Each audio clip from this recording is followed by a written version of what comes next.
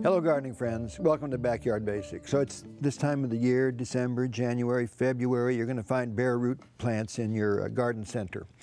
And a lot of folks are kind of concerned about dealing with bare root plants. But you can go down to the garden center. There's fruit trees. Sometimes they're in a sleeve. Sometimes they're bare root, buried out there.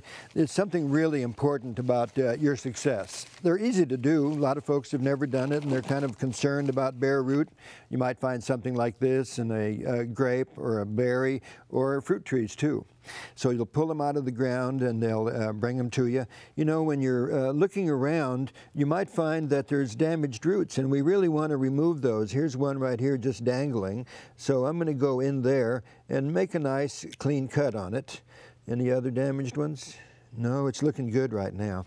So let's say if it's a peach tree, you might, when you get home, soak the roots so they rehydrate for 2 to 4 hours. Not that long. They need air too, but you know, it really helps. And I add a little seaweed to the water. It seems to have that hormone in there that stimulates roots. So that's the way I get them going.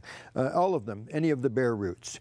You know, one of the things is you bury the hole, make the hole 1 step wide and 2 steps out. So it's 1 to 2, and you make an ugly hole too. You kind of have rough edges on it. So you put that crown on there, and so let's say that this is a little pile of soil. And so what you're going to do is you're going to put the plant right on top of that little pile, and we do it on purpose so that the roots spread out. If you put it in there without that, you might find that they grow down and begin to girdle themselves. So any of the bare root you'll put up on a little piece of soil like this, and then they're going to spread and go in all directions. Whether it's a berry or a grape or a fruit tree, you never want to plant above the original soil line or it can damage the plant. When you fill the hole, you'll kind of halfway fill it. Use the soil that came out of there. If it's really poor, maybe you want to mix something special to go in there. And then you'll kind of put half of it in there, and then you add a little water to it, and then tamp it down a bit. We're just trying to get the air out of there. And then you fill up the rest of it, and you're on your way. Some folks will build a dam around it in order to keep the water focused in that area.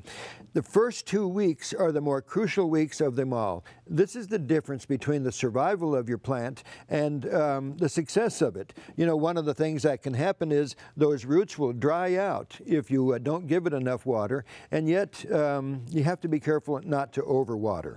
There are many benefits to products that you'll find in the nursery trade. This is one of them right here, and this is a little tree guard. It keeps critters from eating on the bark, squirrels for example, and killing the plant right off the bat.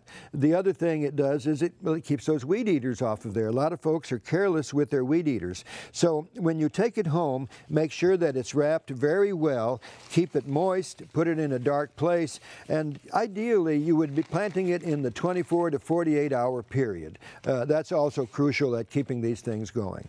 So there's a few hints for you on getting those fruit trees off to an excellent start. Whether it's grapes, peaches, apples, or blackberries like this, they all benefit from the same thing. For Backyard Basics, I'm John Dromgoole.